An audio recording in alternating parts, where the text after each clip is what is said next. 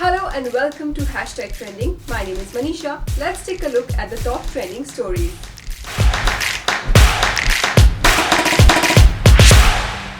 A nationalist Buddhist monk in Myanmar, noted for inflammatory rhetoric, surrendered on Monday to police, who have been seeking his arrest for over a year for insulting comments he made about the country's leader, State Councillor Aung San Suu Kyi. The surrender of the monk Wirathu came just days ahead of the general election on Sunday, with Suu Kyi's ruling National League for Democracy party is expected to win. Wirathu and his supporters were successful in lobbying for laws making interfaith marriages difficult, but unsuccessfully endorsed the military-backed Union Solidarity and Development Party in the 2015 general election, with Suu Kyi's party won in a landslide.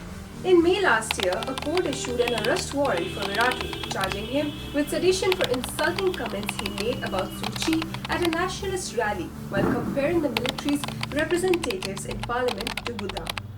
If found guilty, he could be sentenced to 3 years to life in prison. Under Myanmar law, he would have to be defrocked by Buddhist authorities before he could be arrested. Social media companies Twitter and Facebook on Monday outlined plans for placing warning labels on posts from the US election candidates and campaigns that claim victory in advance of official results.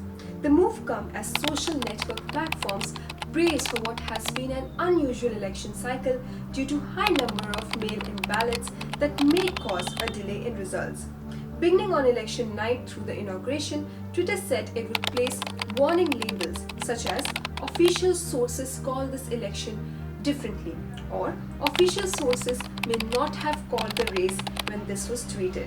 Facebook will add specific information in newsfeed notifications, in its apps, and in the labels on posts if a candidate or a party declares premature victory, and will continue to show latest results in its voting information center. Social media companies are under pressure to combat election-related misinformation and prepare for the possibility of violence or poll place intimidation around November vote. In an updated blog, Twitter said it would consider state election officials and national news outlets such as ABC News, Associated Press, CNN, and Fox News that have independent election decision desks as official sources for results. Their official Twitter accounts will be exempted from labeling. Iran's supreme leader mocked America's presidential election on Tuesday in a televised address, quoting President Donald Trump's own claims about voter fraud to criticize the vote as Tehran marked the 1979 US Embassy hostage crisis. Ayatollah Ali Khamenei reiterated a long-standing Iranian position that it didn't matter whether Trump or Joe Biden wins the vote, but the stakes couldn't be higher for the Islamic Republic.